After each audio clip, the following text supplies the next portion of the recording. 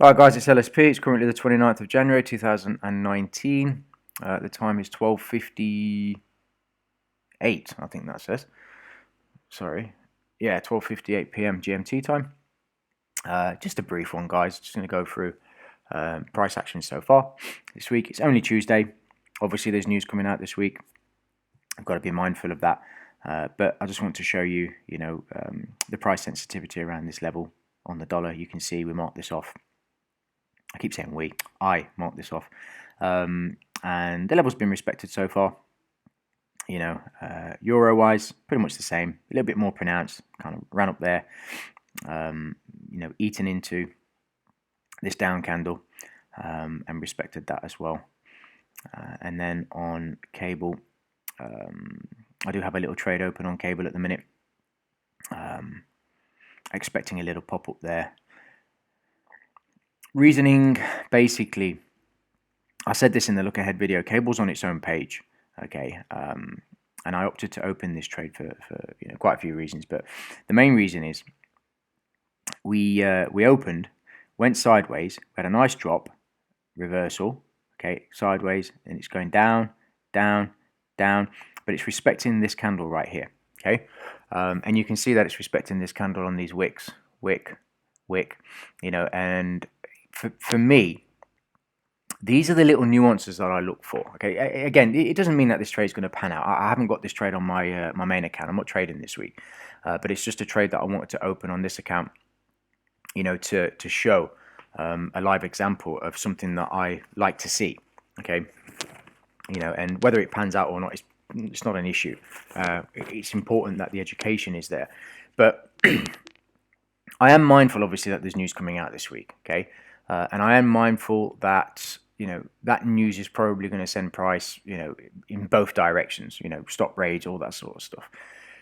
But it still doesn't change the fact that even though there's news coming out, that people are aware of it, the market's a little bit thin at the minute, and people are waiting before they put their money into the marketplace, and that includes big money as well.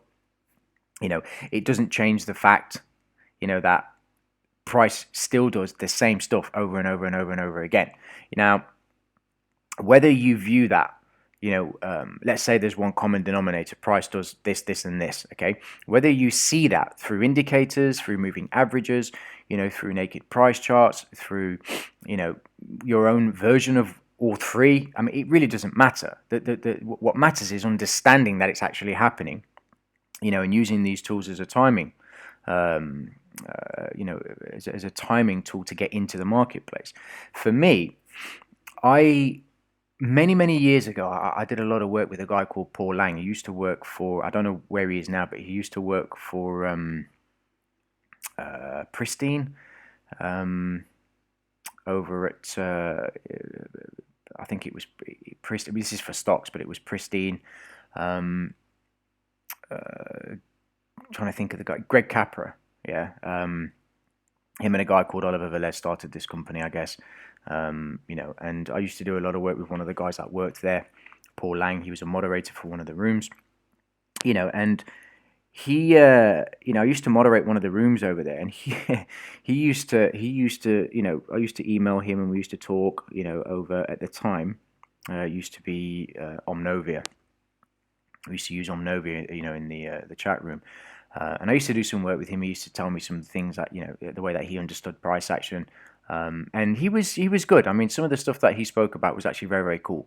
And a lot of the stuff that he taught me and a lot of the stuff that I've gone through with him, I still apply to this day, because it's not about the market that you're in.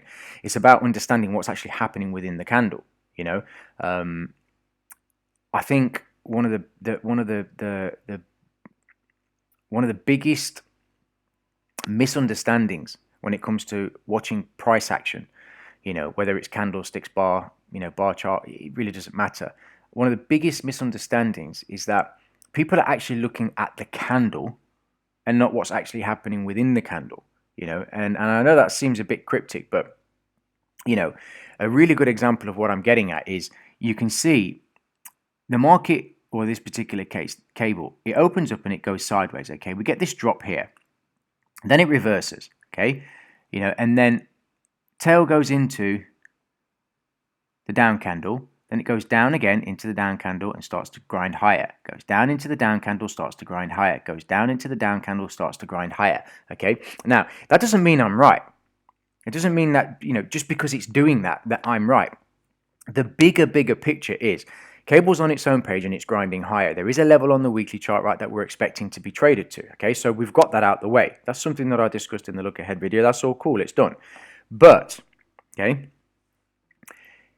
when you're on the lower time frames, when you see things like what I've just described, on the hourly chart for cable, these little nuances, right, confirm that upper push, yeah, because it wouldn't be going down there and back up, down there and back up, down there and back up. Whether you subscribe to the idea that they're accumulating, or whether you subscribe to the idea that they're distributing, or whether you subscribe to the idea that this is just a swing, a swing low forming, whether this candle's even relevant, whether any of this stuff is relevant, whether this is a reversal, a bear, like a bullish engulfing. There's so many different labels for so many different things. For me, that's not what's really important. What's really important, is understanding that the higher time frame premise that I have personally on cable is bullish. So I'm looking for reasons to confirm that bullishness. I don't anticipate trades. I, for example, could have today, as it starts to drive lower, I could have said, well, I'm getting a better price down here, so I'm just going to buy, because if I've got a higher time frame bullish bias and I trust the higher time frames, then I'm just going to buy down here because I'm expecting that price is going to reverse and continue going higher, right? So the only reason it would come lower is to do what? To basically pick up more orders, scoop up liquidity, take people out the marketplace, run stops, whatever, and then reverse. But I don't like doing that. I would rather miss, and let's see what it is. I would rather miss, say for argument's sake, 35 pips of movement, knowing that once I see what I want to see, I'm more likely to get, sorry, this thing's gone a bit wacky. I'm more likely to get, say, 39 pips. It's the same thing. It really doesn't make a difference in terms of ranges that you have to work with. But what does matter is I have more confidence being in this trade now. Down here, I wouldn't have had confidence to be in this trade. Yeah. But after this has happened, tail, rejection, and it's got, you've kind of got that curving off. You've kind of got that easing off before that potential pop. Yeah. I have more confidence in the trade now because I've seen additional things that I want to see, before I enter a trade based on and confirming a higher time frame bias that I have. Now, like I said, it doesn't mean, the trade's going to pan out. It doesn't mean I could get stopped out. So what? It's just the cost of doing business. It really doesn't matter to me, But like I said, it's important for me personally to see these things. It's important that I, give that information out, in a way that is kind of makes sense to you guys, and my hope is that, you start to pick up these small little nuances that I talk about, because when you piece them all together, it gives you a better understanding and a deeper understanding of the context that's actually happening behind, the move that you're looking for. We all look at the markets and see these big moves and think, well, that would be nice. I've done it before. I've looked at, some of these weekly ranges and think, flipping it, that would have been nice to grab, that multi-week range. But, we all have our own style of trading. We've all got our own way of trading. So, it is what it is. It is what it is. I just like things to be the way that I want them to be. And when I see the things that I like to see, then obviously I'll open a trade. But just to clarify, I'm not trading this week on my main account. This is literally just, I saw an opportunity, to open a trade on a pair that's on its own page right now, and is likely to go in the direction that I want, and to just emphasize a few nuances, that led to the entry for this trade. Right? There's a couple of other things on the lower time frame, but I'm not going to go into those, at least not yet anyway. Maybe a couple of months in, we'll start to get into those, but for now, I just kind of want to keep it brief. The reason I'm banging on a little bit as well now, guys, is I'm just kind of waiting. I want to wait a few minutes. I want to see if cable does indeed pop a little bit. It's we're in New York now. It's 11:00. Sorry, it's 13:08 p.m. GMT time. So we should get a little bit of movement as we go into the heart of the New York session. While I'm watching that, I'll just quickly go over gold. Something that I did put out there. I'll just throw this up there as well. Just and so you guys have the email address on all the charts. So this is a level that I did call last year, guys. And again, if anybody was watching, and I'll just clarify, if anybody was watching some of the stuff that I was doing last year on Twitter and some of the videos that I were doing, or that I was doing, I was calling this 1375 level, and I expected it to go up there somewhere around here, but it never did, and it obviously retraced all the way down, and I got stopped out a few times on gold. And since then, I did nail the entry. It was actually on this candle right here. So that candle right there, okay, is when I went long on gold after, okay, and the mean threshold, which I did show you guys this before, but after this, a small month, a bit of a lift, and then as it started to come down, this is where I got in. As it started to come down, capitalized this small little down candle here. That's where I went long. Okay, and I've been long ever since, and I am expecting 1375 to get tagged. So that's just something I want to throw in there. I did get burnt on gold.